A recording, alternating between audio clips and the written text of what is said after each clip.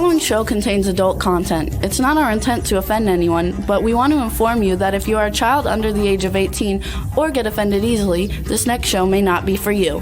The content, opinions, and subject matter of these shows are solely the choice of your show hosts and their guests, and not those of the Entertainment Network or any affiliated stations. Any comments or inquiries should be directed to those show hosts. Thank you for listening.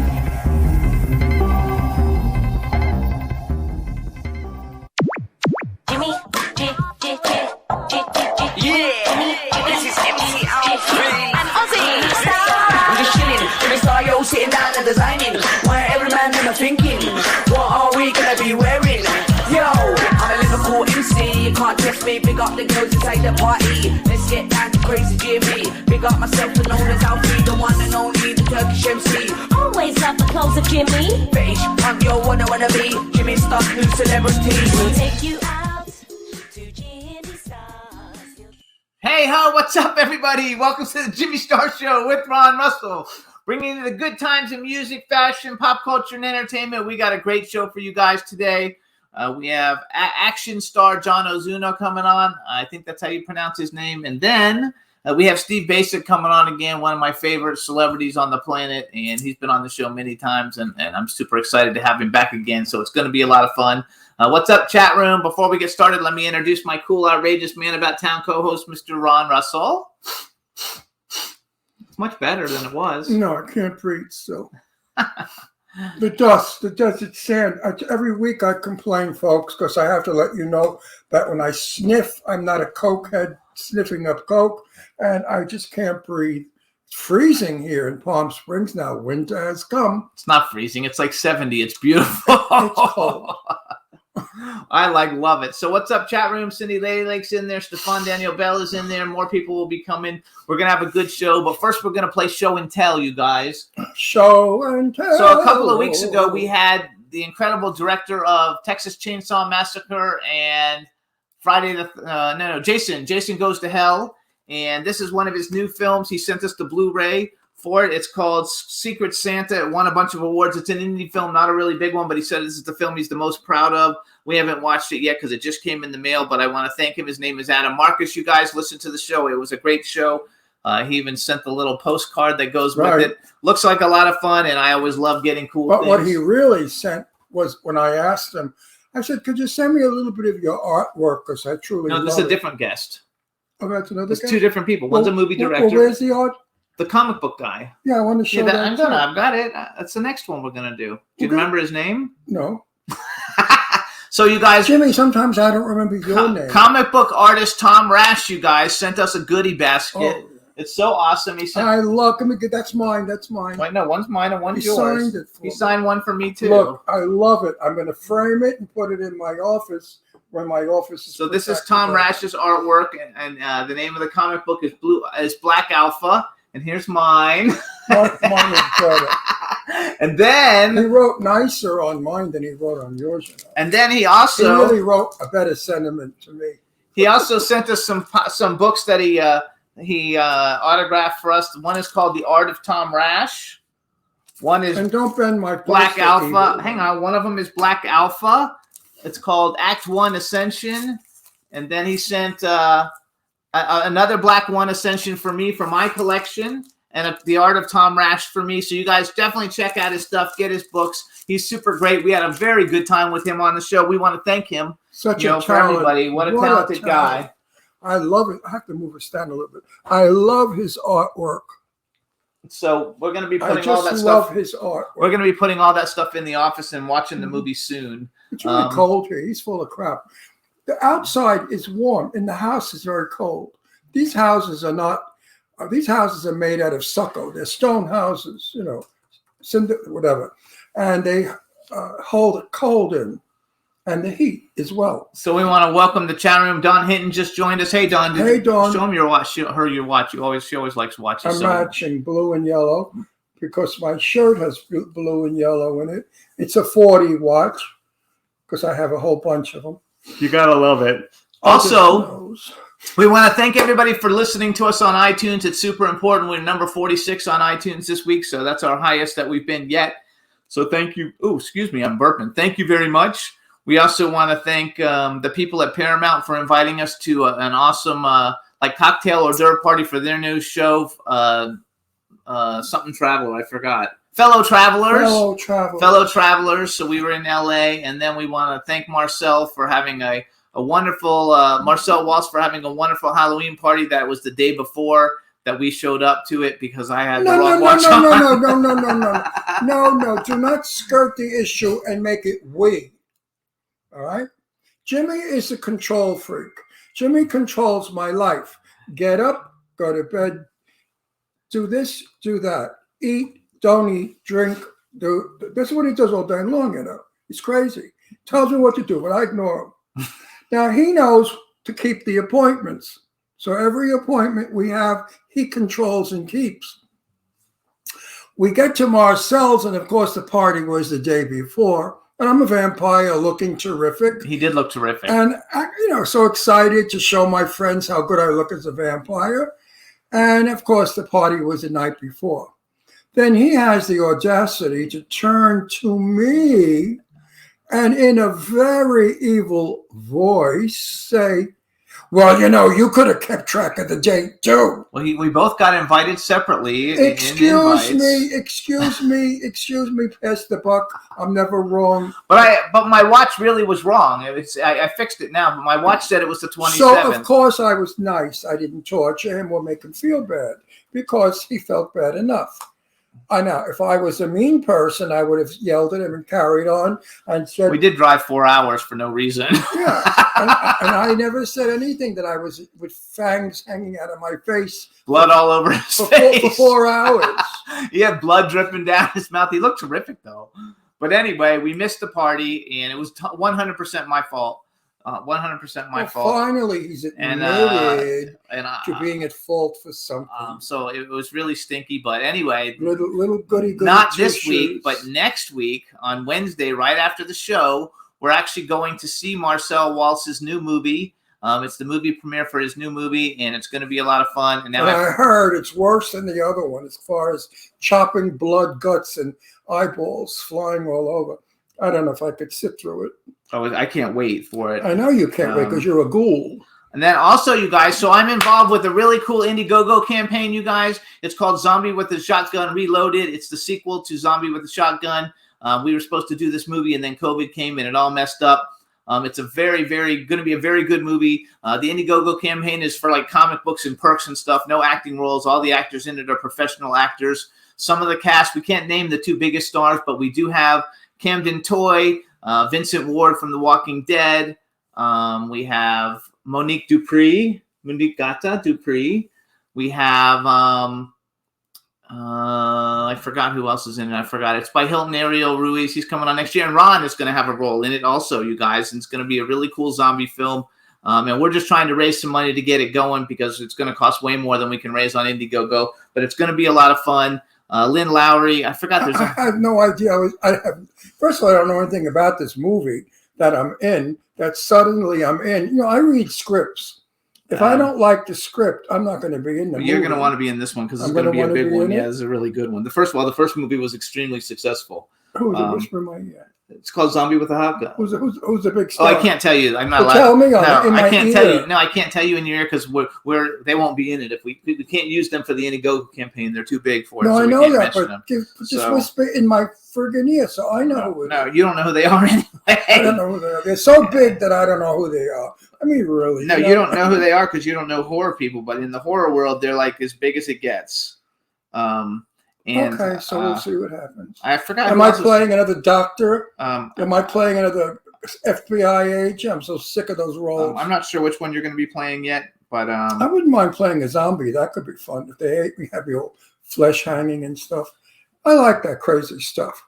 That's so funny. I always play the boring characters in these movies. No, you're not going to play a boring character. You'll be fun, and you know people in it because you're friends with Monique. You're friends with a lot of people. They've all been on the show. Camden Toy's been on the show.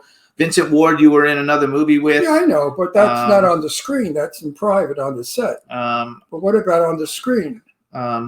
hang on, here it is. I'm going to tell you who else is in it. I don't want to. My career is not exactly that strong, but I can afford a couple of dents. No, this isn't going to be a dent. Lynn Lowry's in it. Monique Dupree, Vincent Ward, Camden Toy, Bill Oberst Jr., who's been on our show at least 2 or 3 times. And then Braden Bade is on it, and he was the star of the first one, so he has to be in the second one. What's this thing called? Zombie with a Shotgun. A zombie with a shotgun. Yeah, it's going to be awesome, and we're actually having the creator of it come on the show next week, you guys. So it's going to be a lot of fun. Is it about a zombie that goes around shooting people and making It's a guy who's half zombie and half.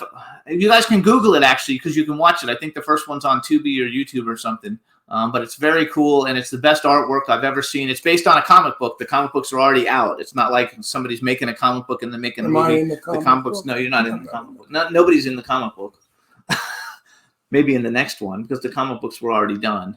So it's going to be a lot of fun, you guys. It's got a big budget, so it's going to be a lot of fun. And Bill Oberst, you guys, is a lot of fun, and he's been on the show. So it's going to be a good one. And next week you'll learn more about it because we're going to have the guy come on it. But the Indiegogo campaign started. So if you want to go to Indiegogo and just stick in Zombie with a Shotgun Reloaded, you can see all the perks and join us with it. Then wait a minute. All these movies that we have lined up, how are we going to shoot them all? I mean, now that you got like 15 movies we're all in? Not 15. But there's a lot. Jimmy, we have a ton of movies. Yeah, well, they're going to have to get scattered out. We're going to have to work back to back. I'm going to have to work 2 movies a day, 2 different movies. Yes. Dawn Hinton said she loved the first movie, Zombie with a Shotgun. Cool. This one's going to even be better. Then you'll love this one. You'll love this one because Ron's in it, and you're going to know everybody because they've all been on our show. Everybody's been on our show, and the artwork is phenomenal. Also, I want to thank everybody for following me. My Instagram, my Twitter, and my TikTok are all This Is Jimmy Star. Keep following me. I got a bunch of new followers this week, and a bunch of new everything. My TikTok's blowing up, so we want to thank everybody for all of that. And then the last thing we're going to do before we bring on our first guest is to tell everybody all the places that you can listen to us. Number 1, we want you to listen to us on Apple Podcasts so we can keep going up in the rankings. It's the Jimmy Star Show with Ron Russell. Nice if you would do that for us. I would appreciate that a lot. You can also hear us on SoundCloud, iHeartRadio, Apple Podcasts, iTunes, Spotify, Amazon Music, YouTube, Google Podcasts, Radio Public, TuneIn, Pandora, and Amazon Prime.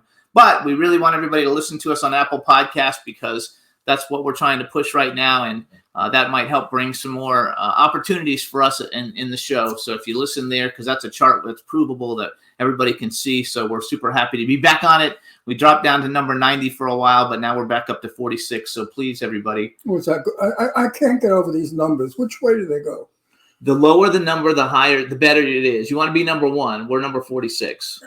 And then we were 90? We were 90. What happened? We dropped from 53 to 80 to 90, and then we went back up again. Yeah, the chart changes almost every day. We're trying to figure out these shows that we do. Are the dirty ones really the ones that get the best rating? And they don't. Not lately. They don't lately. So now we're keeping them clean and sophisticated. A little cleaner and a little bit more sophisticated. I mean, with me, it's a little difficult. I was a stand-up comic, in nightclubs. And we were risque back in those days, never vulgar or filthy, but extremely risque. And I'm still risque. And risque is okay. I think risque is okay. But I okay. don't think people understand risque anymore. They only understand outright filth. But you got to remember that our audience is like more like 40 to 70, and they get it. Like if we had 20-year-olds, obviously they don't get it because we had those like young girls come on and they didn't get anything. No, because they only know really bad. If you go to the stand-up places today, these comics are vulgar. And they're not funny. They depend on the curse word to embarrass you, to make you laugh, to make it funny. Years ago, we didn't curse or do anything vulgar or sexually explicit.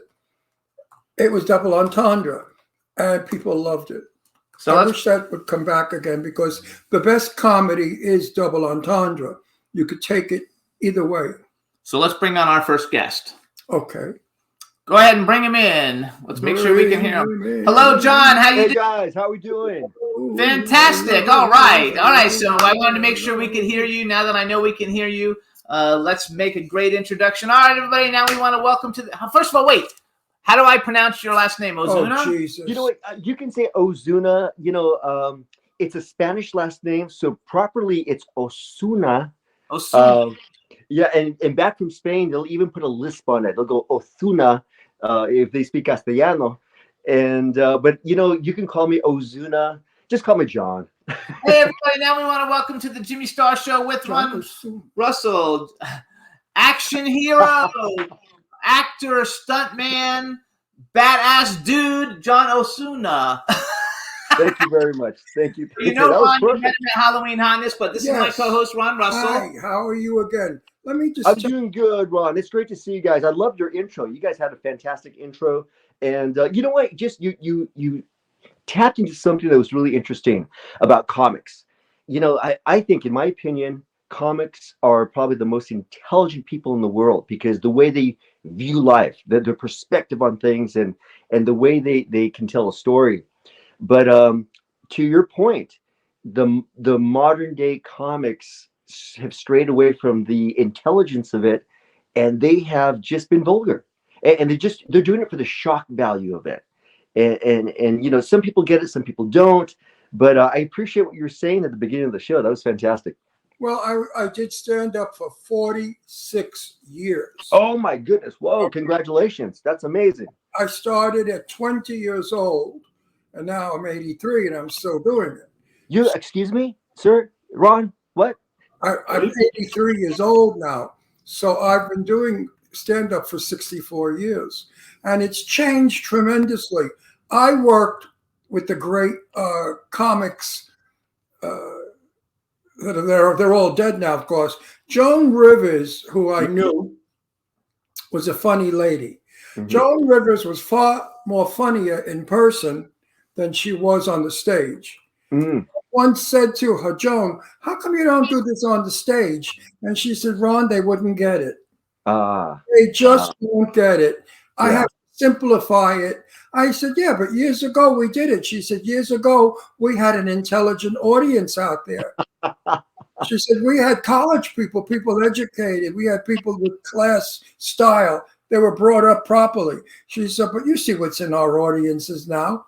They come looking like rag pickers. They're loud. They're boisterous. You're on stage doing comedy and they're talking about baseball. There's no such thing anymore as a respectful audience. Yeah. Yeah. It's difficult to do live because people today don't have the attention span. Yeah. You're right. To Absolutely. sit there and listen to you do 10 minutes. Yeah. So you have to curse at them because that's how you get their attention. And it's scared. But the great comics, Milton Berle, who I knew, I think people don't know who these names are, but Milton would never make it today. And the one that would certainly not make it is Don Rickles. Yeah. Yeah. Don Rickles talked about everybody, and he used all the slang words that woke people won't allow us to use anymore.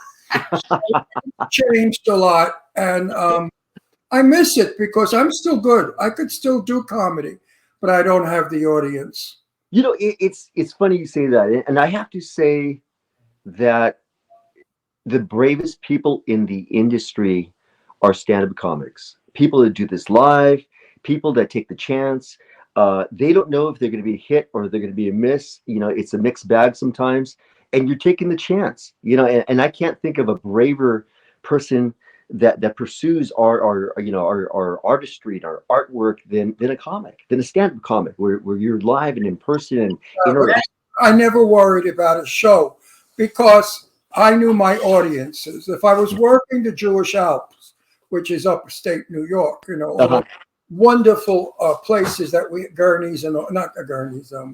Gershwin. We worked at some wonderful clubs up there. Now, when you have an all Jewish audience, you know what to do. You know the kind of humor you're going to do. Yeah. I played Town and Country in Brooklyn, and I had Italians, and I'm Italian, so I knew where to go there. And if I thought my show wasn't going right, I would change it because I was very good with not scripting. I'm better off script than I am on. When I'm spontaneous and it's electric, but when you read it, it's boring. So a stand-up comic knows how to hit the button when he needs to, and he knows exactly how to manipulate his audience into hearing what they want to hear. Yeah. I want to mention though too. There's one stand-up comic. So we went to this red carpet premiere of this movie called The Elevator. Not really a great movie, okay movie, but it starred this kid. It had Eric Roberts and Eugenia Kuzmina, and it had this kid Matt Rife. And Eugene is a friend of ours, and that's why we went. And so anyway, Matt Rife. I don't know if you've ever heard of Matt Rife, but Matt Rife is like a 25-year-old funniest comedian ever, and he doesn't worry about any of the things going on in the world. So he's not afraid, and he sells out everywhere. He goes someplace and he sells out a 1,000-seat room in like 5 minutes. Everybody wants to see him. So everybody should check out Matt Rife. He's hilarious. Also, we have a lot of people joining us in the chat room now, so I need you to say hi to everybody in the chat room. Hey guys, how we doing? Thank you for joining us. It's great to see you. They love your Halloween picture with your cat, I guess, on Instagram. They're saying all kinds of stuff. I just want to say something about 40 years ago. Yeah. I used to have an audience of 350 people. That was my biggest audience, but it was a supper show. People were having dinner. And I did 2 shows. One show was dinner, one was drink. 11 o'clock was the drink show. And we were so grateful because the audience loved us. And we worked even harder. Yeah. Today, I work a lot in film and stuff and on this show, but I don't get any kind of accolades. I don't get any kind of, Ron, we enjoyed it, or Ron, you're good. Or people are not generous anymore. They're jealous of us. They want to be us, and they're angry that they're not. You know, the road that we have to climb. You know, people don't realize how difficult this is. You know, just even myself personally, I have been told so many times to just quit. You know what? You're not going to get anywhere in business.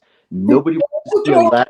Yeah, you know, and we receive that criticism all the time. Knock them on their ass. They ever say that to me. Actually, he can knock them on their ass. And you know what? So can I, and so can I. I'm not. Yeah. So first of all, you guys, I want to tell you. So we have a 6 degree of separation with John. So 2 weeks ago, I think it was 2 weeks ago, we had Max Searchy on our show, and we talked about one of his films that you're the star of, actually, in the film. Then this guy who helps makes graphics, he's the nicest guy. His name's Mako VJ. He's super nice guy. He lives in like Brazil or someplace. And he sent me a message and he said, hey, I have this guy I know. His name's John Ozuna, and he was in Max Searchy's film, and you should have him on your show. Then that was on Friday. The next day, we were at Halloween Hotness, and Diane Repetto walks up to me and said, I want you to meet this guy, John Ozuna. He would be good for your show. And then he introduced me to you, and I was like, holy shit, in 2 days, 3 people are telling me I need to meet you. And now you're here, so we're very happy to have you. You know what? I paid him a lot of money to say all those things. I want to talk a little bit about what you do, because you're not like a normal actor, because you're an action star, which is totally different. And no, it's not. No, he's like Jason Statham. He beats people up and shit. Yeah, but that's that. No. I have to defend that statement.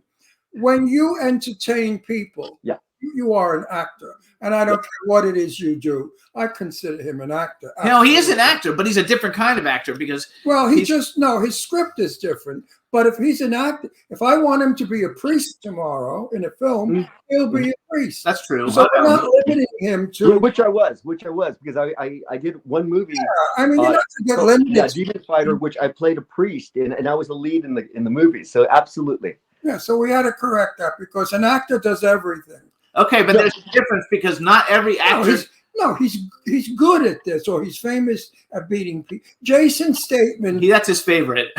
Yeah, like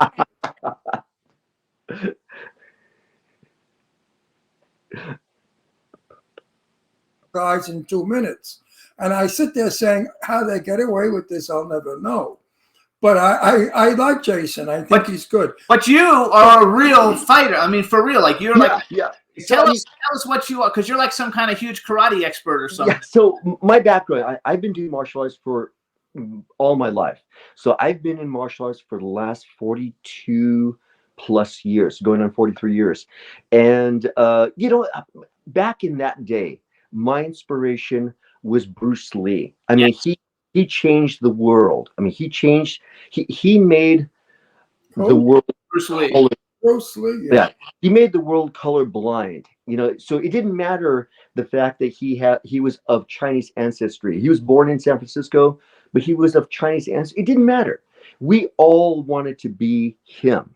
But an interesting note on him, he was an actor before he was a martial artist. Oh wow, I didn't know that. Yeah, so his father was in the entertainment industry, so he used his son on more than a dozen films before he ever took martial arts and before he ever displayed his ability. For me, what I had to do, you know, I am a master level black belt in Chinese martial arts. I've competed all over the world in full contact fighting. You know, so I've had the great privilege of competing all over the United States, Europe, Asia, to test my abilities, to see where I stand among the best in the world. And I fared well. I did well during those times. But when I entered into the film industry, which, you know, there was one tournament one time where there was a TV producer that was running a series, and he saw what I was doing. And he goes, "Hey, can you do that in front of a camera?" I said, "Absolutely." So that was the foot in the door. That was that foot in the door. But what I had to make sure is that my acting was in balance with my martial arts ability. So, Right. so yeah, I'm a student of the Stanislavski method acting. I have a black belt also. You do? Oh my Yes, goodness! it has a G on the buckle for Gucci. I knew you were steering in that direction. I look like I could be a black belt. 83. So I have two, because I have two movies that I watch all the time. I probably watch them once a year. Yeah. Favorite movies. My favorite martial arts movie is Best of the Best. I don't know if you've ever seen Yes. Best of the Best. Yes, That's like absolutely. greatest movies ever. I love it, and I also love Bloodsport. Yep. But I'm also like a huge fan of Cobra Kai because we know a lot of the people in it. That's not real necessarily. Wait. Sean Kanan is probably one of our closest, dearest friends in the world. Oh, he's a great guy. Love him. We know Sean for years and years. We just had lunch with him the other day. You did. All right. And I said to him, you know, I've never seen Cobra Kai. I've watched it twice. I've seen all of I it said to him, twice. because I don't like those movies, Sean, but I'm sure you're wonderful at it. You know, Sean's a great guy. He is. You know, he and I worked together.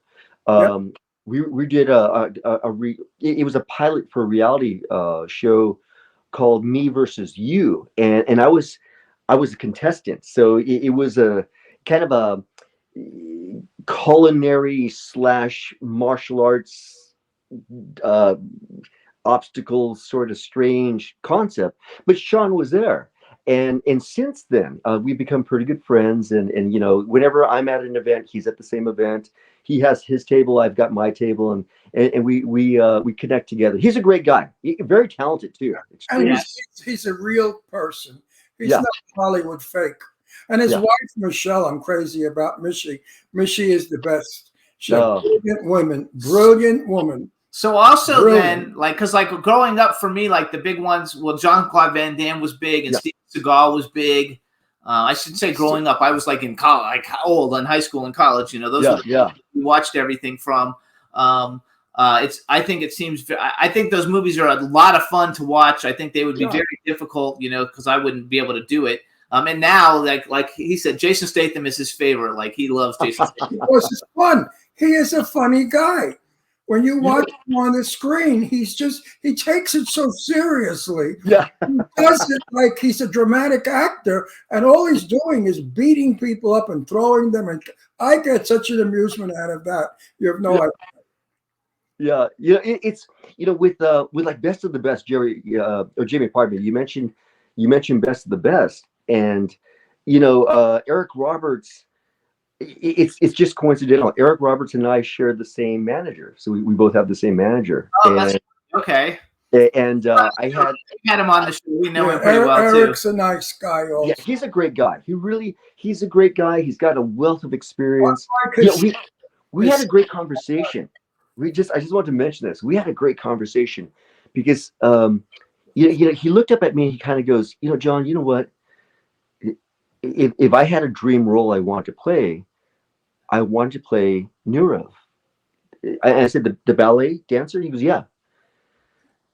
He goes, I loved that guy. The way he moved, the way he presented himself. He goes, I can't do what he does physically, but I've embodied his struggle, his challenge, and how amazing he was above all the people that we know that are great ballet dancers. So he shared that with me. And he was so passionate about it. And it was for him, it was like so yeah, so He said that would be his dream role, to play a ballet dancer. Who, Eric? Yes. yeah. Wait, I have a question. Because all these people, like I know. Oh, I gotta tell him when I see I him. know Sean Kanan is actually, He you know, wanted to, wait a actually. minute, stop. This is too wonderful.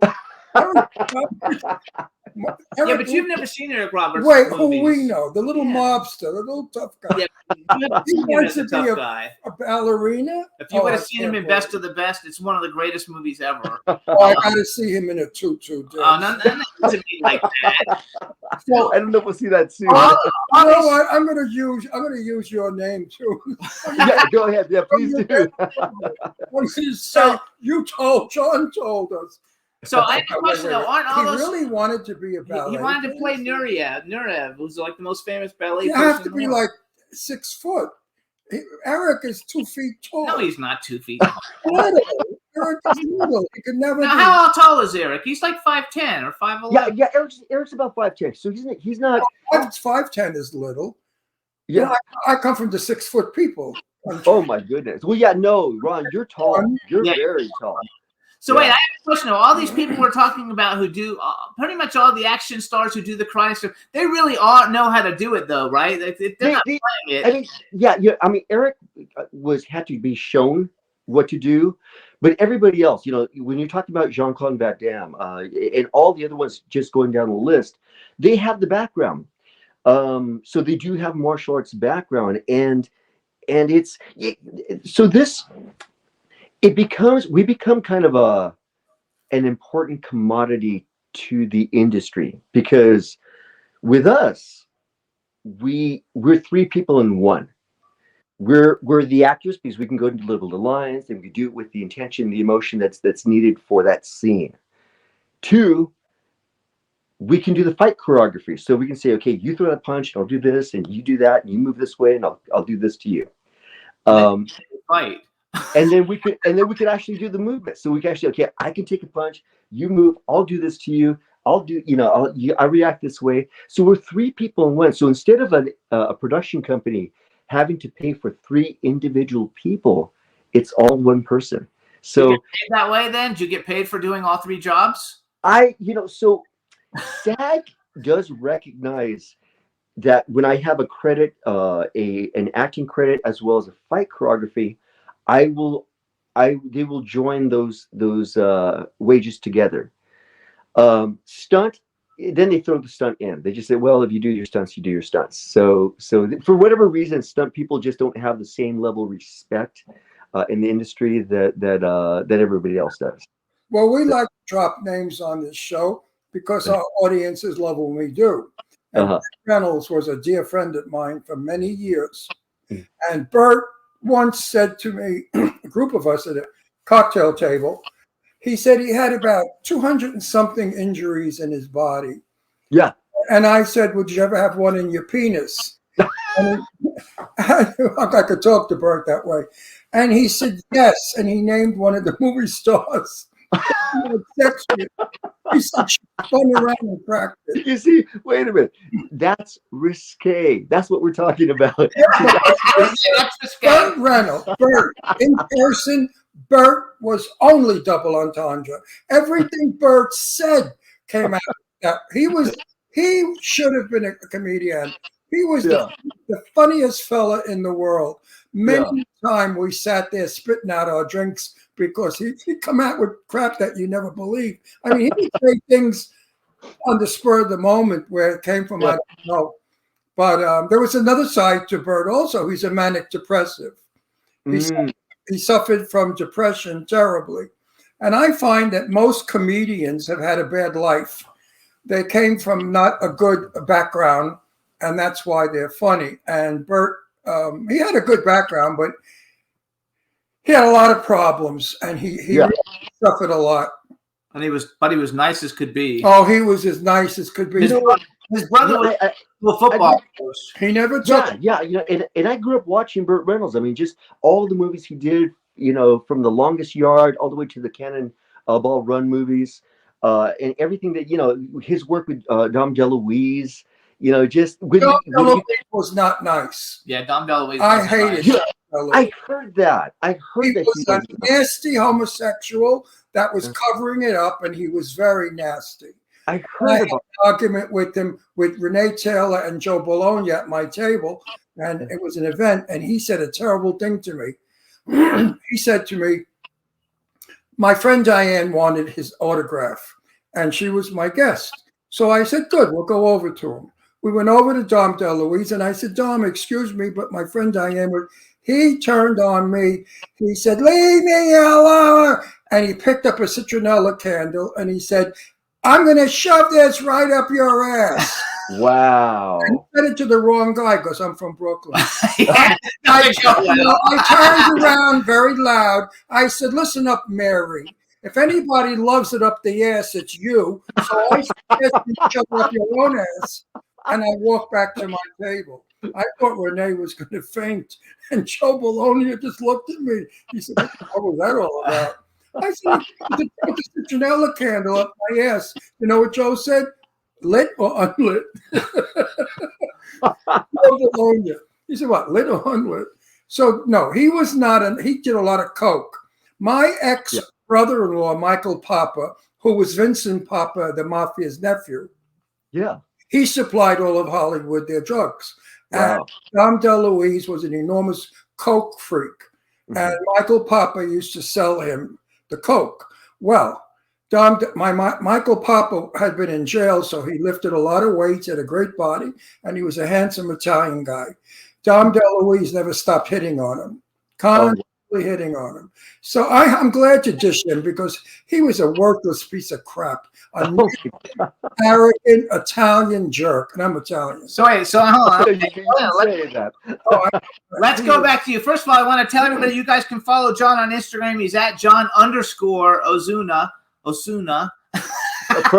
Perfect. Either way is right. The Z is like an S, like a yes. Listen, you know what happened? Rome and Italy was first. Spanish people didn't speak yet. They were just walking around making wine and eating delicious food. Well, an Italian went to Spain, and he said to one of the Spanish people, would you like to learn to talk? And the guy happened to be a gay Spaniard. So the Spanish guy said, yes, I would like to learn to speak. So that's how come Spanish came about. When you speak Spanish, it's Italian with a gay lisp. That was one of my jokes, by the way, from years ago. I've never ever heard of that before. That's fantastic. I love it. You have to see my show. So wait, I want to go back to him though. So recently we had Cynthia Rothrock on the show, and then we went to an Oscar party back in March or whenever the Oscar parties were, and we met John the Dragon Wilson. Have you done stuff with? I'm sure you know who they are, right? Because they're like, it's funny. I know exactly who they are. Both Cynthia Rothrock. In fact, we all have mutual friends because there's this very strong group and circle where very proficient martial artists have moved on into the movie industry. Cynthia Rothrock has had great success. Don Wilson has had amazing success, and they're the real deal. I mean, they've done it. Yeah, they do their stuff. Along with my goodness, Gerald Okamura. Who was actually in one of my films. Gerald Okamura was in like the original Kung Fu series back in the day, and has done many films that we're all familiar with, that that he was in. But it's funny. It's they have a very tight circle, and I have been approached to work with them on films, but it just stopped short of that, because I'm almost like in my side, and they're kind of on their side, and I would love to work with anybody. For me, I have no, it doesn't matter the reputation or the background. To me, it doesn't matter. To me, work is work, and it's, if I can contribute to a project and give them my best, my absolute best that I can, that's what I want to do, because I take a great deal of pride in what I can provide in any sort of project. Right. And I always want to do well, and I'm certainly, for me, I kind of live out of my van, so I invest. Are you in the van now? Well, yeah. But listen, you want to know how to get a lot of work? You want to know what you have to do? I want to know. Okay. Dress and drag. Yeah, done. Done. Because transsexuals are so in right now, and drag queens are the biggest thing going. So Yeah. throw on a pair of fake tits, some lipstick, mascara. You'll probably be an ugly woman, but that's okay. I was going to say, I would used to be an very ugly woman. My goodness. But there are men out there that like ugly women. What can I tell you? No, So you're saying I won't be alone? but you must not make fun of anyone in drag as a comic. Yeah. Because when I worked as a stand-up comic, I worked in drag. Wow, nice. All those years I worked in drag, yeah. Nice. That's a good picture. Jane He Russell. impersonated Jane Russell, Who was my the best movie star, friend. who was also his best friend. My best I don't know. friend. Really? Jane, Jane Russell is like. Oh, Yeah. absolutely. Everybody. Okay, so Jane Russell, wasn't she with Marilyn Monroe and Some Like It Hot? Yes. No, Gentlemen prefer blondes. Right. Okay, that's the one. Okay, yes. So yeah, Jane Russell's done so many things, so she's famous for a lot of stuff. Yeah, they were Yeah. best friends. Best friends for years. Wow. To death. But I worked in drag because it got me work. If I was as myself, I wasn't funny because I was very dark. I was darker than you, and I had black hair. If you ever saw a picture of me, you would think that I was definitely Moorish or Egyptian. Oh wow. Really, I've changed with age, but they wouldn't hire me because it was ethnic. And in those days, Exactly. Tab Hunter and Troy Donahue, they wanted blonde, blue-eyed American boys. They didn't want anybody that looked swarthy or whatever. So a friend of mine said, let's go to this masquerade ball. He said, let's do it in drag, would be fun, as a laugh. Well, I did it, and everybody said, oh my God, you look like Jane Russell, blah, blah, blah, blah, blah. Oh wow. That's how it came about. But working in drag was what made me famous. And I was very famous on the Eastern Seaboard. That's fantastic. Years and years, yeah. So I want to talk a little bit about. So first of all, you guys, here's some of the films that you might have seen John in. We're actually going to play the trailer for one of them in a minute. But he's got a whole bunch of different things. First of all, I never watched 13 Reasons Why, but everybody said it was a really good show. And you did a couple episodes of 13 Reasons Why. Yeah. I wrote down sci-fi action thriller, The Infinity Project, Enter the Fire with Lou Ferrigno, Blood Relative, The Dragon Unleashed with John Schneider, who's been on the show a bunch of times, and Eva Hamilton. The Insurrection with Michael Pare, which Ron used to know Michael Pare pretty well. I know what's his name also. Cry Havoc with Richard Tyson, Demon Fighter. I know you just finished a movie that's not out yet. Max Searchy's film Andromeda Wars with Chuck Liddell, Matthias Hughes. Robert Donovan's been on the show a bunch of times. Rhino Michaels and Nicholas Turturro.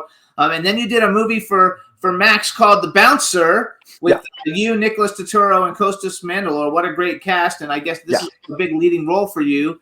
That was a fantastic one. That one, it was the first time that I had filmed out of the United States. I've filmed all over the United States, but but we filmed that one in Romania, and it was roughly 20 plus days of filming. So Max, great guy. Max, fantastic. What's great about Max is that he keeps things light on set. Because I've worked with so many different directors. Everybody has their style, everybody has their way, but I've worked on the polar opposite of that, where if you're not following that director's exact rules by the letter, you're chastised in front of everybody, you're humiliated, and you're run off set. And for Max, by me again. I'm not there. I didn't hear you well. He said that if you don't follow the director, people make fun of you when you run off the set. Yeah, I mean the director was. What else have you been on? He's been on a lot. The movies I'm in, I tell the director what I like and don't like, and I tell them also, if you're not happy with me, I'll be happy to leave your picture. Wow, nice. I did walk off a picture. Nice. I was rudely treated, and ageist remarks were made, and wisecracks were made, and I said, this is not the set for me, and I left. But I have never, ever, ever seen anybody. No, directors are there to direct you if they're correct. If they're incorrect, to be corrected. And if a director can't take some criticism, corrective criticism, then he's not a director, and he's not for the picture. He's not working for the best interest of the picture. Exactly. I have a New York accent, a Brooklyn accent. When I play a mafia guy, nobody does it better than me. I know the lingo. I know the street talk. I was in a movie where the line, and I don't remember it, was something like, I'm going to shoot you, gosh, heck, gee whiz. Now, did you ever hear of a mafia Brooklyn guy say that? Well, never. And I said to the director, listen, when I read the script, I can't do this. And I waited to come home to shoot. I would like to do it this way, and I did it the Brooklyn way. Mm-hmm. He was very upset. Really? Very upset because I did it for everybody to hear. I should have gotten him on the side privately. I said, what are we over here, the Lonely Hearts, or are we actors? Get real, baby. Get real. Yeah. But I'm not in favor of directors. I find most directors are nobody. How they got the position of director is because they put money in the film or some other stupid reason. Yeah.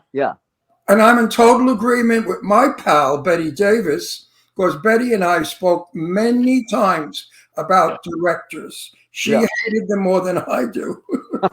I mean, it's a hit and miss. And the movie The Bouncer takes place in Romania. It's actually my fourth leading role for a film.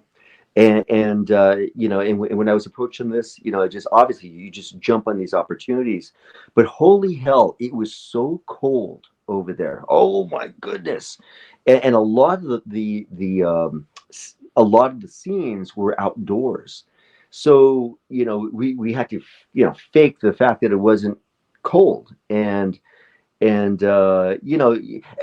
there's a fight scene, you're almost thankful because at least you get a chance to move around, and your body moves and punches, and you're doing this, and you could do a take after a take, and the body warms up a little bit. But if you're doing a dialogue scene, you're dying out there. But it's all well worth it. It's all one of those things where you just add, it's that next little feather in the cap.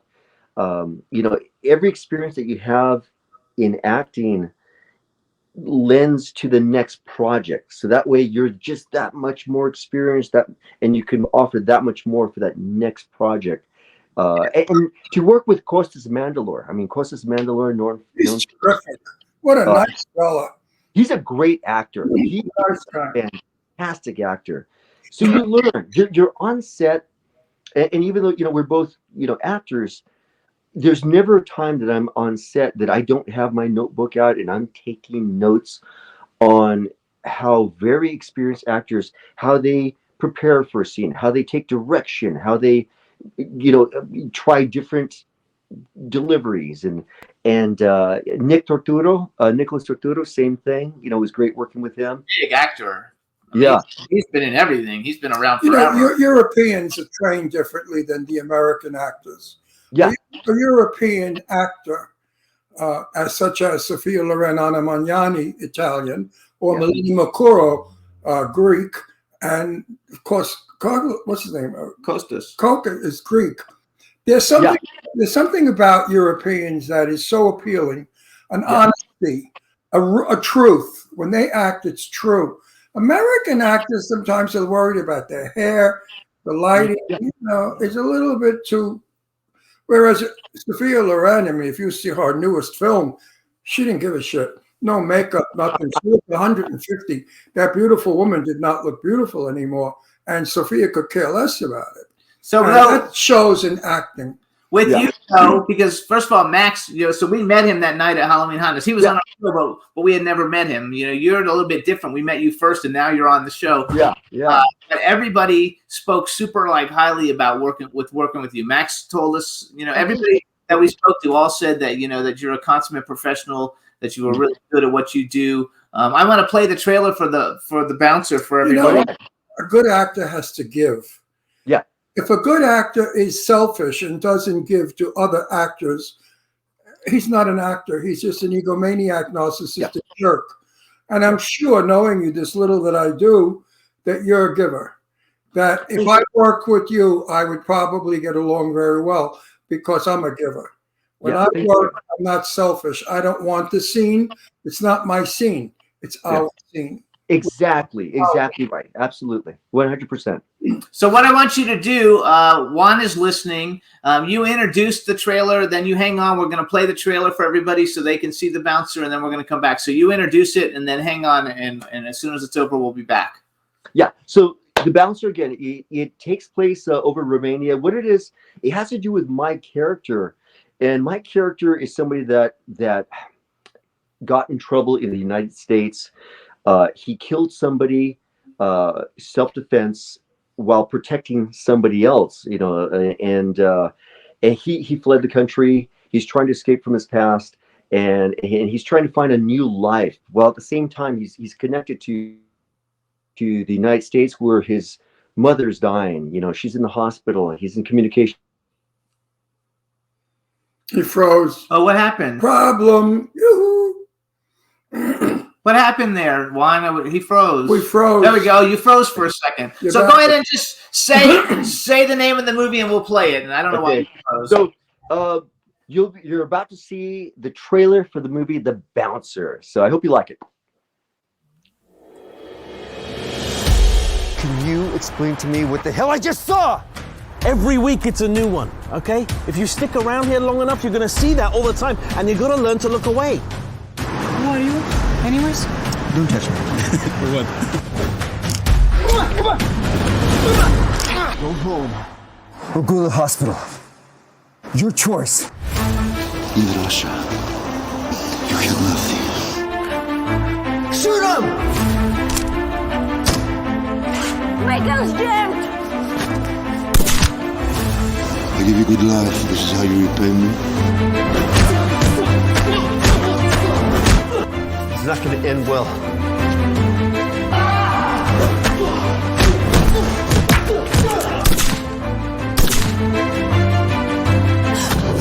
Do you know how to drive?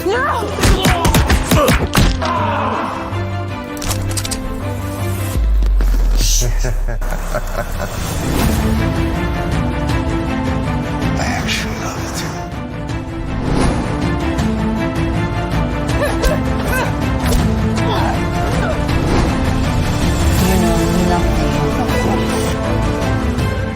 She's gonna need an operation as soon as possible. How did he keep finding us? It's a helicopter.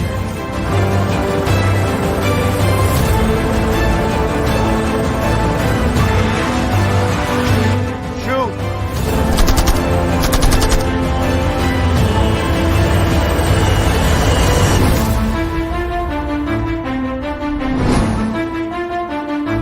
Bring no trouble when I see it. His name's Kane. Ask anybody around here. He's into everything. You cannot run forever. Already did.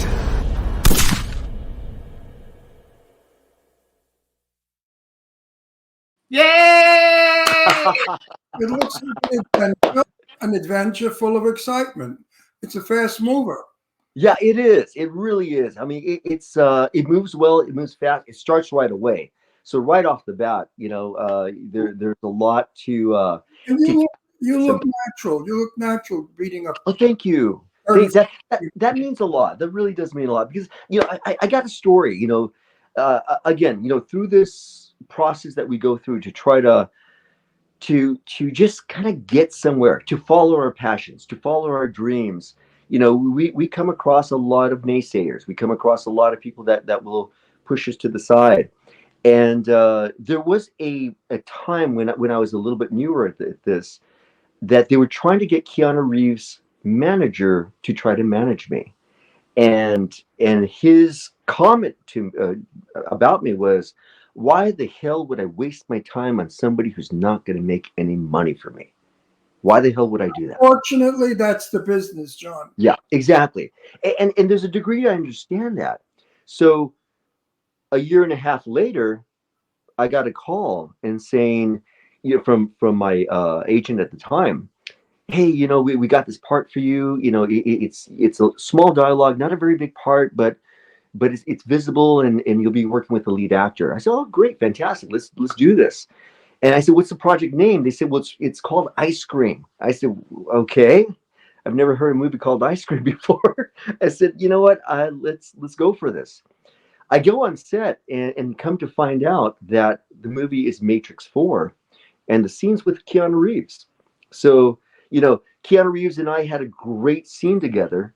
And I mean, they cut it from the overall film, but we had this great scene together. And just looking in hindsight, his manager said, comes around. Exactly right. Exactly Nice right. name is just a fake name because they don't want you to know what you're working on, so you don't tell anybody. Absolutely. Absolutely. I love it. I call that deception. That's the way it is, though. Today, years ago, I hate to be an old bag, but when you get old, John, you'll be like me. You'll talk about how wonderful today was. Years ago, we had a thing called a script. Yep. You know what a script is? Something you read that tells you about the film you're going to be in. Exactly. And we lived by the script. Today, I mean, I knew the name of the movie. We had pre-production. We had pre-publicity. They would do big thing about them, like that kind of woman that I was in with Sophia Loren and Tab Hunter. My God, the publicity on that. Romance in Central Park, Grand Central. I mean, they went all over the place with that movie, which wasn't a really good movie either. But we were open about it. Today, Ron, you're going to be in a movie, but you can't tell anybody. What's it? Exactly. Oh, I can't tell you the title yet. Well, what do I play? Well, not yet. Well, then stick the script up your butt. Because what do you know, I have no time for games. I'm 83. I don't have much time to fool around. I got to go to work fast. And it stinks. Because if they only knew the value of, you know what I really love? The audacity they have to think that script is so wonderful that they can steal it. Meanwhile, you got to pay somebody to steal it because it's a stinkeroo. So Actually, you don't have too many stinkeroos. I went down your IMDb and checked everything out. Like, because everybody's got to have one or two. I've got a. Thank you. I appreciate that. I was pretty impressed that you don't have too many stinkeroos because, like, everybody. I mean, even the biggest stars have. Oh yeah. I mean, you work. You have to work, and you say yes to something that you kind of go, oh, this is gonna be, hell. Sometimes you think it's going to be good too, and it ends up that everybody's an idiot. No, you know what happens? Shitty. You know what happens? I find when I've spoken to actors over the years about this, I say, how come you took that lemon? You know what, Ron? I read it with my own imagination. Yes. My mistake. I should have read it as it was going to be directed. So in other words, if I'm going to play a superhero with a cape, I see myself as this handsome young guy with a cape. Meanwhile, when I shoot it, they see this demented old queen in a cape. So, no, I have. It doesn't play well, John. Actually, one of my favorite actors of all time is Lance Henriksen. I'm a huge fan. I've met him many times, and the first time I met him, I talked about some movie that he did, and I was like, so what actually happened with that movie? Because that movie was a real fucking stinker. It was terrible. And he's like, I had to make my alimony payments. And Yeah, so exactly. so he took it for the lots alimony of payments. times that happens. Yeah, absolutely. Too many actors make mistakes because they get a shitload of money, and it ruins their. It's not. Listen, we are in a business where we're judged constantly. Always, absolutely. You're not judged once. 100% right. Over and all over. the time. And there's a saying that we used to say in my day: "You're as good as your last performance." Ever hear that one? Yeah, that makes a lot of sense. You're only as good as your last performance, which means if you won an Academy Award, you're going to make some money. But if you're in a lemon, you're lucky to get not hired. so good. Yeah. Well, I think the bouncer looks really good. So here's a question I like to ask all the actors that come on, and it's a 2-part question. And so here it is. So the first part of the question is male and female actor that you would love to work with. They could be living or dead. And then the second part of the question is, if you could have ever been in any movie ever made, what movie would you have liked to have been in? Wow. That's a question I've been asked that before. And that's somebody stealing my question because I started that question. I've been doing it for 15 years. Okay. I would have to say that's exactly what they did. You know what? That is, I think the cliche answer would be to work with somebody like Robert De Niro, somebody like that, somebody who's dedicated their life to the art of portraying real life situations and the emotion that's behind every scene, and whether it be intense, whether it be subtle, whether it be indifferent. De Niro to me always, where a lot of actors will progress to production, will progress to writing, will progress to directing, he wants to just be a great actor. He's dedicated his life to just this one art form, and for me to be a part of his kind of world, but more to learn. Again, for me, every person. So give us a female one. A female, my goodness. There's so many great female actors. Meryl Streep. yeah. That's. You're right. That's the first name that will pop in my head. That's the first name. Only because PR made it that way. Yeah. Meryl Streep is no better than a lot of actresses. Angela Lansbury, for one, or Betty Davis, or my favorite, who is Doherty, Michelle Doherty. He loves Michelle Doherty. Michelle Doherty is a far better actress than she is. But we've programmed ourselves to believe that Pacino, De Niro, and she are the best actors around. Not true. Not true. Wait, let me just finish. If they all got the same script and we had to vote who is best, then you can tell. But if Meryl Streep gets a wonderful script and Julie Andrews gets a lousy script, it's about this. That's why the Academy Awards is bullshit, because it's for the best performance in a movie. Yes, but could we see somebody else in that movie to do just as good? This is the only thing I don't like about our business is the hype. And why they get $15 million a picture is a little obscene. No one on this planet is worth $15 million unless he discovers a cure for AIDS and cancer. Then I give him the $15 million. But a stupid actor who is nothing more than just a narcissistic person who wants to say, look at me, should get $15 million is beyond. And the fact that we have to and have now one Robert De Niro has ruined his career. Yeah. By going public and saying F you Trump, F you Trump, F you Trump 3 times. It showed that he was not a man of integrity or smart, because he went public with his beliefs, politics, and disrespectful to the president of the United States, which didn't sit well with millions and millions of people. So you have to be careful in our business. Your image is important, and you have to hang on though, because I want to hear what he has to say. No, I know, but I'm listen. We only have 4 more minutes, and I want to hear.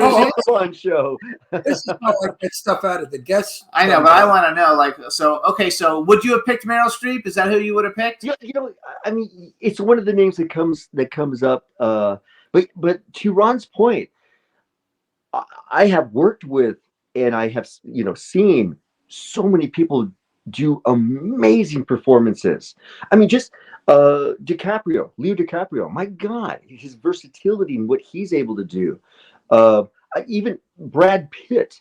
A lot of people, I think he's an underrated actor because his performance in the movie Seven, when he was great in that movie. I don't think he's a great actor, but he was great in that movie. That just to convey what he had to find out at the end scene, that his wife was killed and his unborn child was killed, and is it happening? Is it really true? Are you lying? I mean, and all the emotions that one would feel, I thought that was amazingly conveyed. It's easy to play tragedy. Tragedy is very easy to play.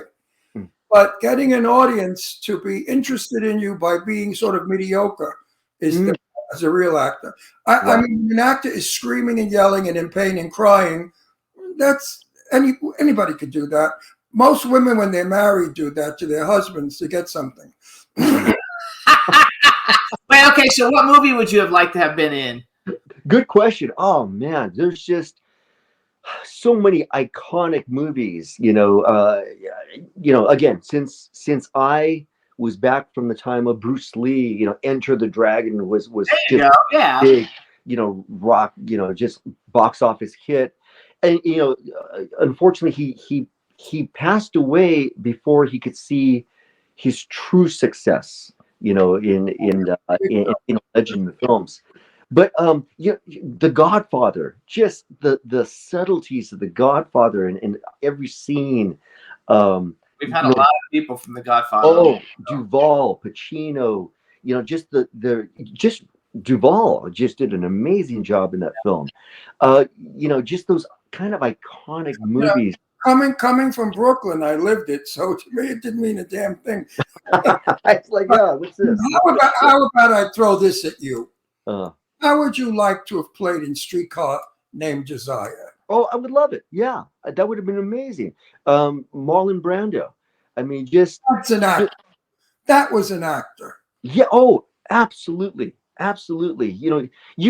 When an actor, when they can make you feel emotional, they produce an emotional response as a viewer, and you could empathize for how they're feeling at that moment in time. They did their job. And Brando was amazing at that. His subtleties, and Ron, to your point, his subtleties, just his coolness. Yes, absolutely. He was an evil person in that. How do you feel about method acting? Method acting, it depends. To a degree. I mean, that was my training, the Stanislavski method acting. And when you approach that, essentially what you're doing is you're utilizing a lot of your own personal events of your life and putting them into the scenes. And for me, that's been very helpful for me, especially, I did a movie called Demon Fighter, and in one scene, I'm exorcising demons from a child, and I'm losing this child. This child's dying in front of me. Back in the day, I lost my best friend. My best friend was killed. You pulled it. And so, it took me back to being in the hospital, saying goodbye to my best friend, and unbeknownst to me, all of those emotions and those feelings came back to that scene, that moment in that scene, and it couldn't have been more real. And that's what I was going to say. And that scene had to be very honest. Oh, absolutely. Absolutely. And it was. Who's All right. that? Who's That's That's Astro. Astro, my 7-pound rescue baby boy. Oh, I love it. Dog of We have 3 dogs, but We have so all right. So hold on, you guys. This is John Ozuna. Ozuna. You can follow him on Instagram, John_Ozuna. I told Max when Andromeda Wars comes out, we do like a cast show. So probably we'll have you back, and we'll have everybody from the Right. cast on and do a show to promote it when it comes out. I love Max. Absolutely. He's great. We want to thank you for coming on. Best of luck with Thank you guys. Hey, I love you guys. It was a nice visit. I enjoyed it. Oh, Jimmy, Ron, I love you guys. You guys with the time. Hopefully we're on the right track to becoming a super duper actor. Yeah, thank you so much for this time. And you guys are And rock don't stars. let anybody tell Don't let you. anybody tell you Don't can't ever do let anything. You're anybody. great at it. Don't ever let anybody tell you again that you can't be an actor or shouldn't be an actor. There's 2 words for them, and it ain't Merry Christmas, if you know what I'm saying. All right, John. Thank you so much. We'll see All right. Yeah, Love you guys. You guys take care. We'll see you. you. All right. Imagine people telling you shouldn't be an actor. I mean, And that's he's got a lot of good credits too, so it's I stupid. mean, yeah, but that's nerve of people. That's jealousy. They say don't be an actor, be a jerk like me. That's what they want, like themselves. All right, so we're gonna bring on our next guest now. Let's bring him on. Let's see if we can see. Bring on Steve, Juan. Oh, there. Oh, he's all into the sports thing. So I don't even know who the fuck that is. Like, who is that? It's cursed. Hey, Who is that though? Tell us who it is for all of us people who that's don't know okay, sport. that's the Detroit Lions. Okay, the Detroit My Lions. team since I can remember. And I'll give you a little bit of history on this thing. I'll cut a bitch if they go against my Detroit Lions. No, I got news for you. I'm a loyal fan. Like they have a losing record forever. This year they're 6-2, and I got friends out there in Detroit because I'm from Windsor originally, and I've been a loyal fan for a long time. Is Windsor in Michigan? Windsor Park. Is Windsor in Michigan? Windsor is across from Detroit, right across the bridge. Okay. But And- nobody, But you're from Canada now, But so wait a fuck minute. that. nobody, no one in the history of baseball That's will not. ever beat the Brooklyn Football. Dodgers. That's football. That's football. Oh well, that's how much I know about sports. But well, hang on a second. The Detroit Tigers have done very well against the Dodgers. Yeah.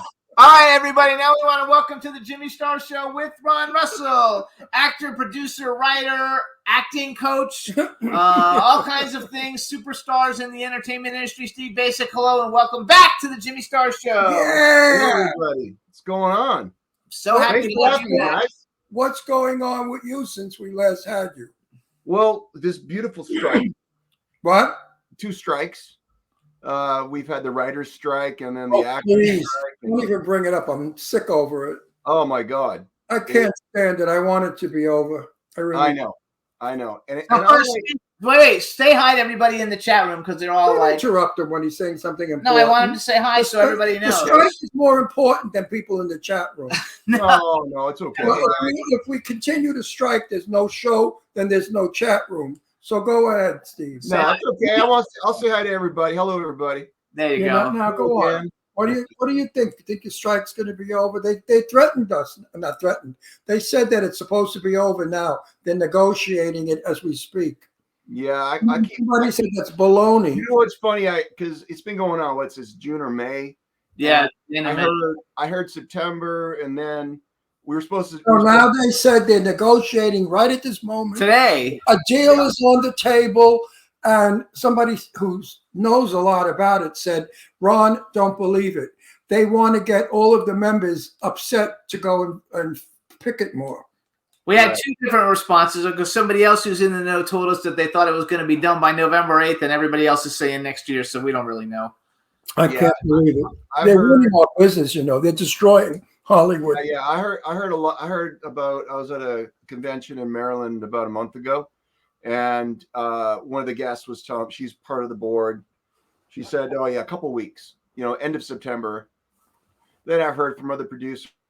We're looking at January probably before we go back to work. But we'll see. I mean, it's like COVID was one thing, and there's a whole other animal. So there's a lot at stake here with AI, and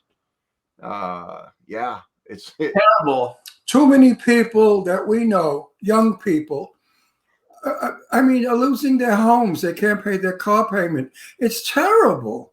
Yeah. Real estate is all over the place now. For sale. Yeah. It's killing us up here in British Columbia as well, and it's affected a lot of people. And again, some people survived COVID, and now this happens, and so a lot of people are losing their homes. But let's not get too depressed, though. Well, it's going to get better. I have several films that are like ready to go, so I need the strike to be over. So I have a question. When you go do those conventions, because I met Steve, you guys at a convention. It was a long time ago, 2005 or 6 or something. It was a really long time ago. He doesn't look any older either than he did then. Yeah, good lighting. So I have a question though. What is the thing that everybody, like when you go to the conventions, what is it everybody want to like get to meet you from what? What is the most popular thing from I think there's a lot of looky-loos for X-Men. Yeah, that's a good one for me. It was a question that would kill me. Well, why weren't you in X3? Because you get a little glimmer of me in X2, I think. And I get a lot of that. But mostly I would say Stargate. And then Andromeda. Oh, yeah, that's what I thought. Because I remember. So they're not, most of them are sci-fi. I don't go to. I've been doing a lot of Hallmark, and we were actually supposed to do. A second. It's a series of movies, Aurora Tea Garden, but it's like 2008. It's a prequel to the. They did about 17 of those, and I've become a member of that cast. So we did one. We're supposed to do a second one in July, but then the strike happened. So then we're supposed to get a waiver for September, but the waiver didn't happen. So now we're waiting to see what's going to happen in the future. So and then I got a horror film, which we're supposed to do back east. That same thing. We're waiting on a waiver, and it's all going to come at one time. It's all going to come at one time. And your werewolf movie, buddy. Yes, in my werewolf movie, I got a bunch of things I'm actually like working on. So real quick, say hi to Cindy Lady Lake, because she's like the biggest Hallmark. I think she realizes that you're in all those Hallmark movies, but she all the time puts out stuff that she's watching Hallmark. So just say hi to Cindy. She's one of my dearest friends. Hey, Cindy, how you doing? And she's what's Cindy's handle? What's her? She goes by Lady Lake Music because she's a music. Oh, cool. That's how we met on Twitter as a music promoter, and we've been friends for. I asked her years. already about her name, Lake. I said, do you live in a lake? That's a good question. Does she? No, I like. No, she said that she took the name. I forgot. So you play in X2. You're Beast, right? That's right. I have all kinds of Beast action figures in my collection. Beast. It was this close to being blue. We were that close to doing the CGI. Bryan Singer wanted to bring me back to test it. Was possibly going to be right at the very end, a little teaser, what's to come. But I think I may have mentioned this. I was doing a film in Toronto, and we asked for, a certain amount of money and a business class ticket to come back to Vancouver, and they're just like, no, it's okay. Listen, it was just an idea. Steve, I have to hold you for a minute. Engineer, sure. We need his last name up. No, Steve wrote his name in there, not the engineer. He didn't write his last name. Why didn't you want your cops are after you? We want people to know who you are. Steve Bacic. He can actually, hey, Juan, put up his Instagram and then it'll be on there. Put up his full name, please. I don't think he can do it. Only Steve can do it, and he has to go out to do it, so it can't be done. Yeah, no, it's okay. Engineer can do it. I don't know if Steve he can or not. Didn't put up his own name. Yes, he does. We all put up our name when you enter the studio. I didn't put my name. I know. I put it there. I'm suing you. Yeah. I saw that option, but I was running. There we go. Okay. Otherwise, nobody's going to know who you are unless you give your name. Okay. Because you have a beard. When you're in a beard, you're hiding. Beard now. You're hiding from the police. All right, so you guys. Guys, Steve Bacic, and so he's got a few new things going on. We're going to play a trailer and talk about one of his movies in a minute. And then the last time he was on, he had a movie that we talked about, but then it wasn't playing anywhere that we could find it. So now it's playing places. But I told him I would plug his new thing because he's a great actor, you guys. He's been in so many huge things. So let me just like brag a little. Wonder with Julia Roberts, Cold Zone, Black Way. I love Black Way. Five Souls, The Tooth Fairy, The Marine 3, Stargate, Continuum, Good Luck Chuck, The Final Storm with Lauren Holly and Luke Perry. I love that. The Virginian. Anyway, he's been in plus all these TV shows and all these Hallmark movies. So now he is launching the Actors Gym, and he's going to be giving acting lessons. So give a little plug for it and tell us a little bit about it. Well, again, I did a lot of coaching. I was helping create a program up in northern British Columbia, and it was for education and opportunity for the. I hope I'm getting this right. The Indigenous community and whoever else wanted to study. And we had $1 million promised to us to start the education process. I'd never wanted to get into the teaching or coaching side of it, but through a friend, I introduced Adam Beach to some people, and they were very excited about potentially doing a film. We got the rights to a book. Long story short, they needed some training, so I got talked into doing an acting class, and I created a 6-week program where I got to know the students. They all did a little bit of writing about themselves, and at the end of it, we created a little short film. Long story short, the producer that brought me up there turned out to be a bit of a con man.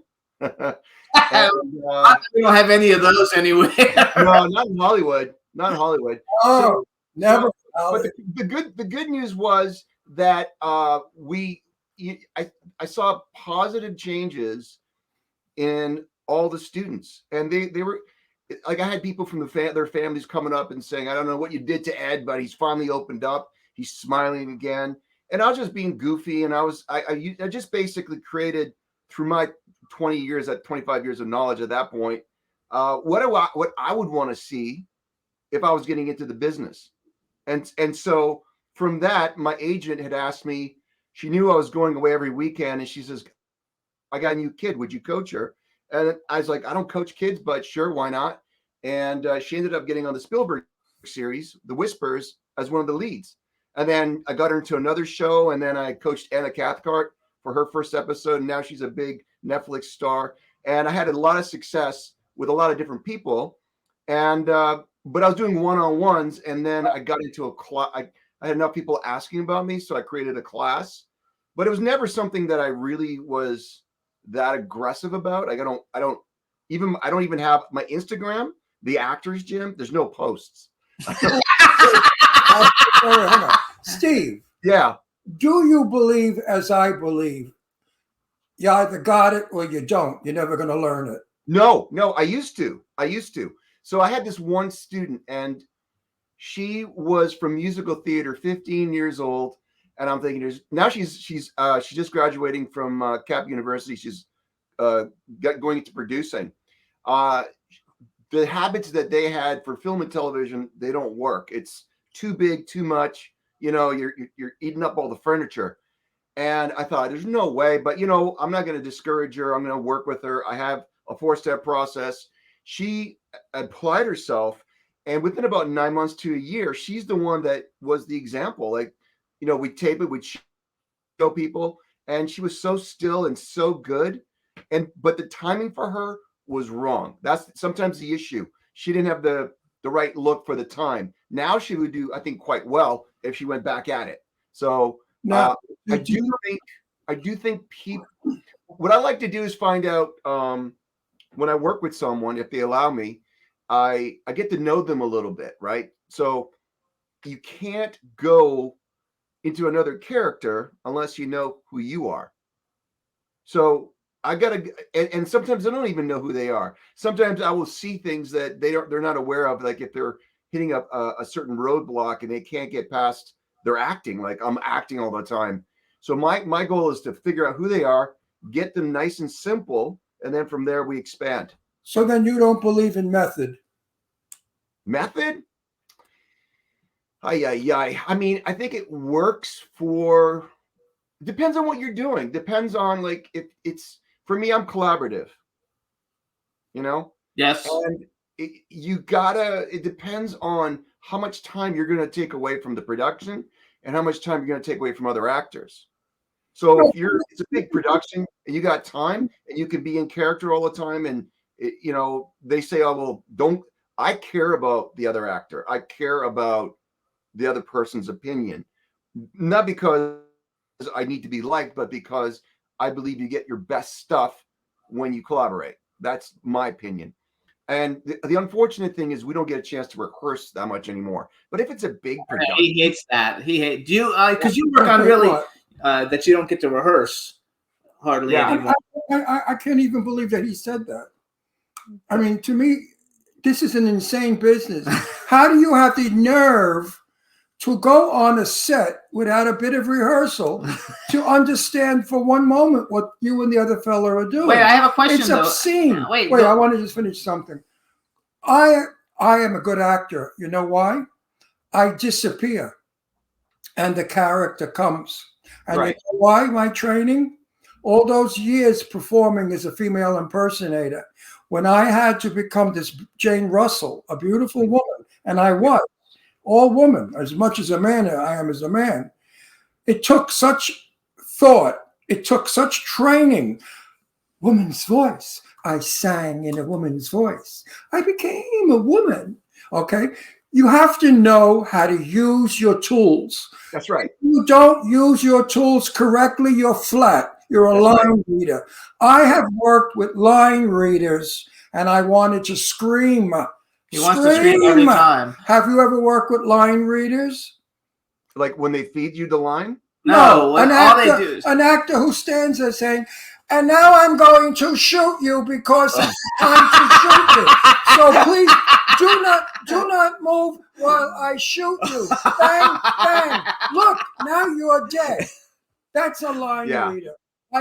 Listen. You know how come they're there? They pay money to be in the movie. Okay. Well, he doesn't have to be in those. He doesn't. No. I mean, listen. We all do. Look, I've seen brilliant actors in shitty films. Yes. And I've seen shitty performances from everybody. So I you know, you got to give a little bit of grace. And you know what's cool about that is if we're trying to be perfect all the time, right? We're going to shut down. And the greatest challenge for anybody is to open themselves up and be authentic in that moment, whether you're doing right. So I had this one agent who said the camera loves insanity and they love vulnerability. Now, what part? There's so many. I'm hearing so much bullshit. Sorry if I can, I'll say bullshit. Oh, it's okay. There's teachers up here. There's teachers up here with full classes. They're like cults. And they don't believe, they think that all you got to do is show up and spew out your spirit or your energy. I'm like, they don't work. It doesn't work. If you're doing maybe a whole movie, sure. If you want to do a motivational video, sure. But if you want to be a professional actor and have respect for the craft, like that's what I believe in. I believe that it's a craft. And I think that you're the tool. You got to learn how to use this tool. But start with yourself first. Accept yourself, figure out who you are, accept who you are, and then you share who you are. That is the hardest thing for any human being to do. Nobody wants to look inside and figure out because they don't like who they are. Most people don't like it. I go, it's cool. You are great. Like this is all fucked up as it is. Can I say fuck? Yeah. We do. We're trying to clean up the show a little. Oh, but we say fuck every now and then.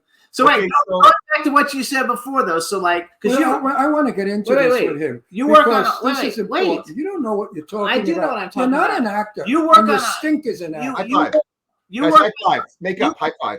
No, we're fine. You work on a lot of stuff, big stuff, a lot of big stuff. So even when you do those, bigger things that you've done, like when you did Wonder, I mean, that had like fucking like A-list, everybody A-list, biggest actors in the world. Like, do they rehearse? Do you get to rehearse on those, or are those you just on some of those, and then on Wonder, for example, with Manny Patinkin, the director kind of like Manny had his monologue he wanted to do, and it wasn't even part of the script, but it was the essence of the scene. It dealt with discrimination and bias and all those things, and he just did a diatribe, and I was just sitting there watching this. I'm going, wow, this is great. And then you go, that freedom. I was going to swear again, but that freedom to do that was for me. That's so there's this selfishness that we all have as a performer, but to be able to have that selfishness contained and delivering it within this little window. I don't think it's selfishness at all, Steve. But there's nothing wrong with being selfish. I Talent. don't think it's a bad thing. Talent. I would never call you selfish as an actor. I would say you have talent and you know how to project. And if you call that selfishness, well, okay. But a good actor knows how to project it, to sell it, to get it to go. If you do not become the character, you are not an actor. You must feel, eat, and be. Why I won't work in a movie if they don't rehearse? Because I never saw it. But if I rehearse, I've seen the scene in my mind's eye, right? Yeah. And I know what I'm doing, and I know what he's saying, whether he's a good actor or a bad actor. I know what my deal is. I know what I have to maneuver. Well, can I to your? Oh, sorry. Go ahead. But I would not call what you said selfish at all. Oh, no. But what I'm saying, you're talented. As a like humans as a species are first biologically we have to be a little selfish. Actors are especially indulgent. Yes. And this business attracts a lot of that. It attracts a lot of good, attracts a lot of bad. But I'm saying there's nothing wrong with that as long as you learn how to hone it and be listening to each other. So it's not just about my words. I work with so many actors. They wait for your pause to start talking. I'm like, you're not listening to me because now you're talking over my pause because I was about to do something else. No.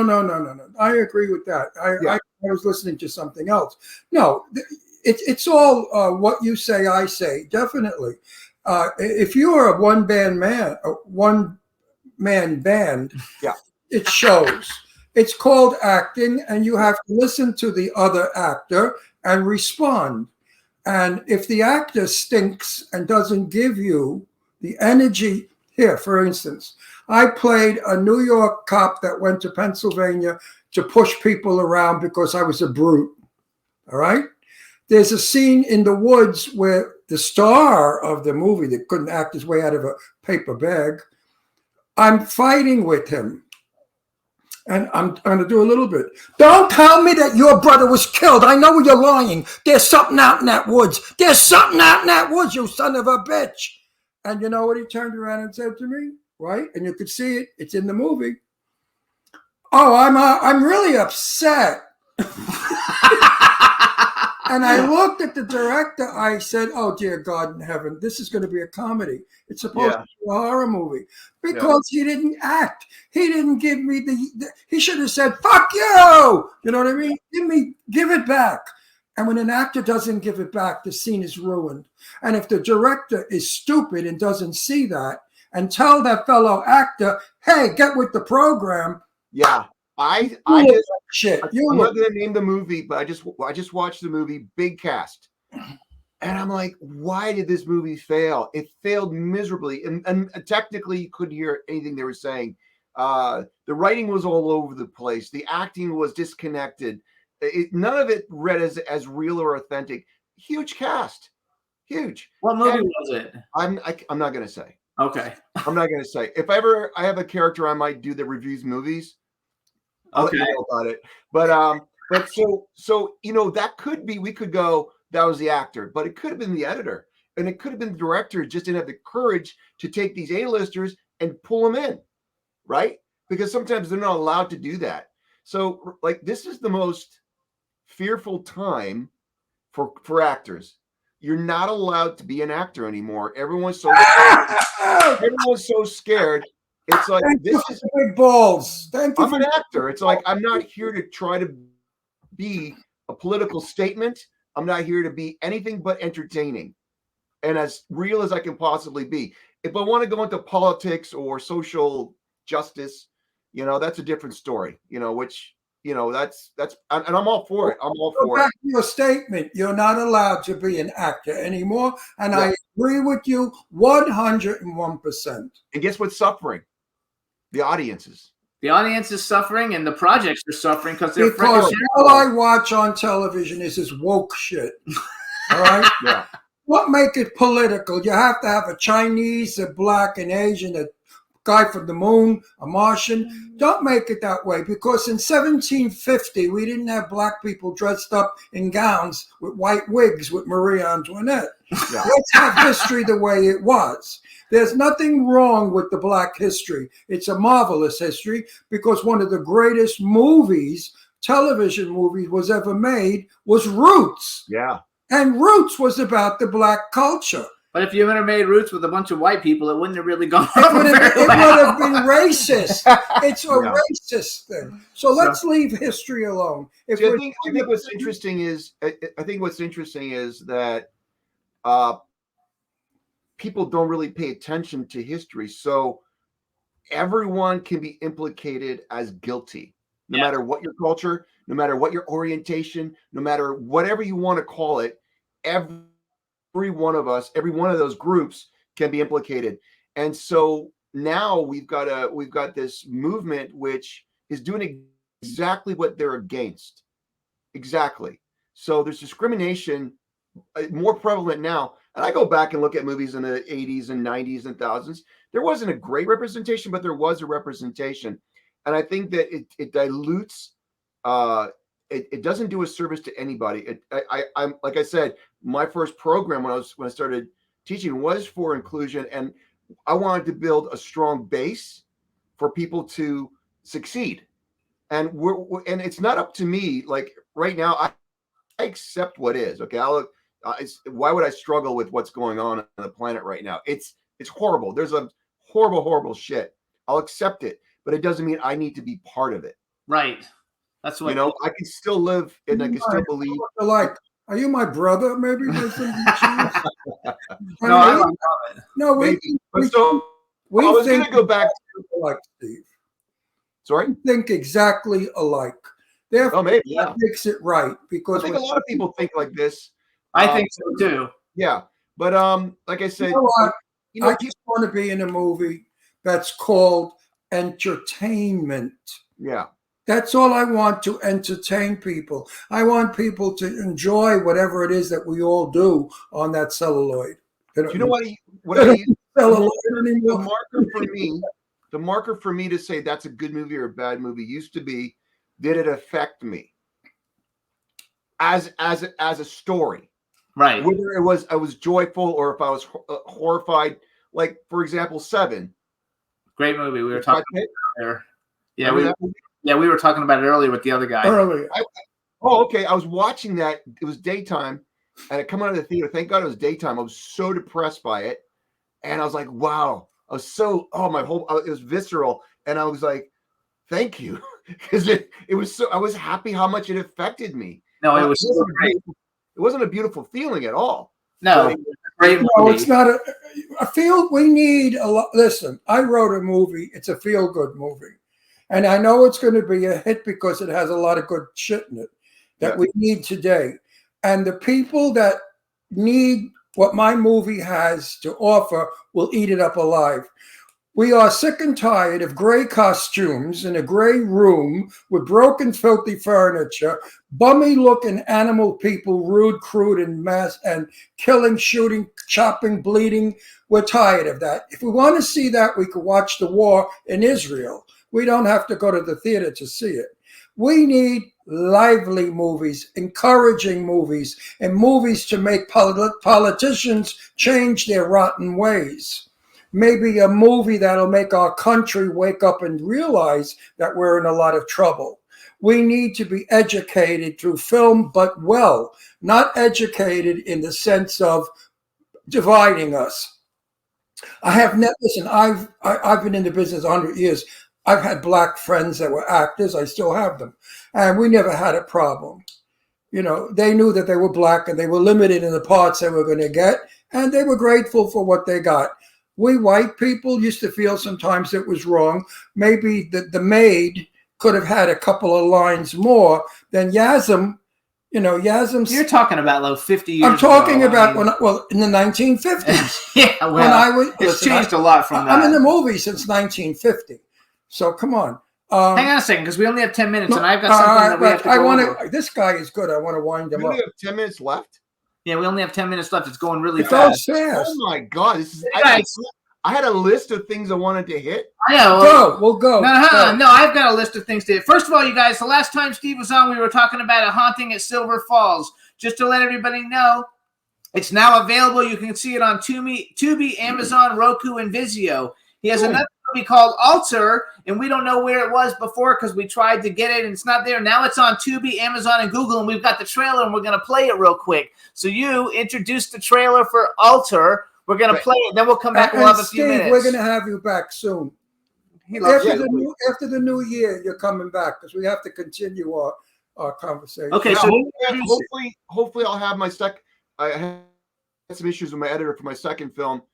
It's hopefully going to be done this week, and we'll talk about that one. But absolutely, but introduce Alter for us.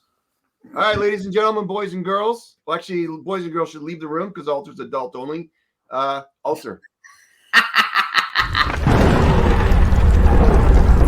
There is a thin veil between sanity and insanity.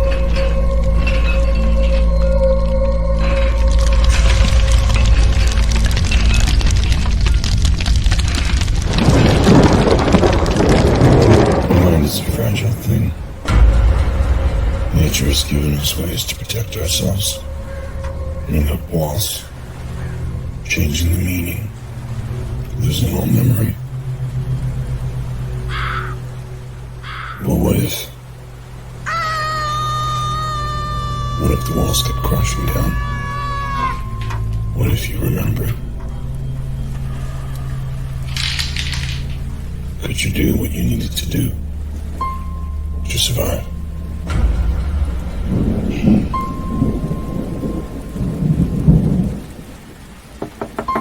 Hello, police. Is that your vehicle out front? Can I ask why you're interested? A car matching that make and model was involved in an abduction.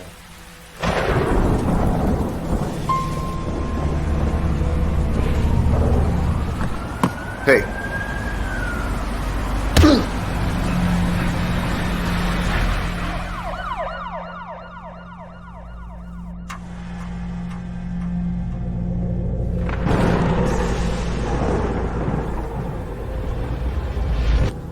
Decker.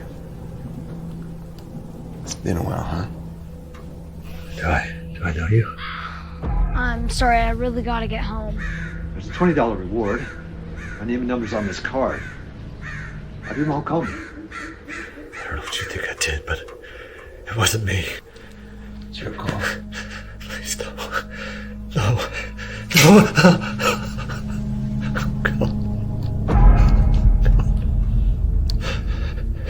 God. There's no God here. Sit tight. I got an idea.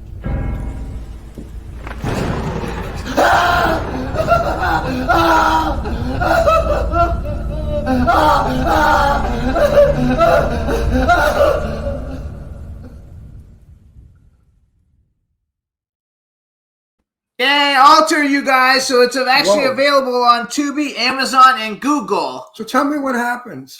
So I found that guy on the street, and like I said, I can make anybody an actor. You look good. You look good on camera. If you wanted that movie to be a real hit, when you're at the sink naked, you should have had the camera go 4 inches lower. I heard that a lot. Because that's the new thing. But I gotta. No, that's the new thing. Women have been showing all their cleavage and naked shots. And the women said, we're not going to do a film unless the men are naked with us. Yeah. So now the new thing is nudity in men. Well, I have news for you. Some guys are gifted and they're gonna be superstars. And the ones that are like Mickey Mouse or Button, who's got the button, they're gonna have to use a prosthetic. The room was cold. Is it true? The room was cool. It's cool. No, it's no, really, it's going to happen. I don't know. I mean, I have a clause in every contract for any project. I have to do full frontal. No. What they're going to show now, what they're going to do now is bring The way when women have their bosoms hanging out, now they're going to have men in tight pants, and they're going to do sort of a swing crotch shot, and then up, because you have to equalize it. And I think this is. Have you shown your ass in the movie? I think it's ridiculous. Yeah. I think it's ridiculous. Yeah. You want to hear something funny? Huh? Yeah. So I was in a show called The Guard, and my character is dating someone who's a nudist, and she invites him out for a date. It's nudist bingo, and I had to show my ass.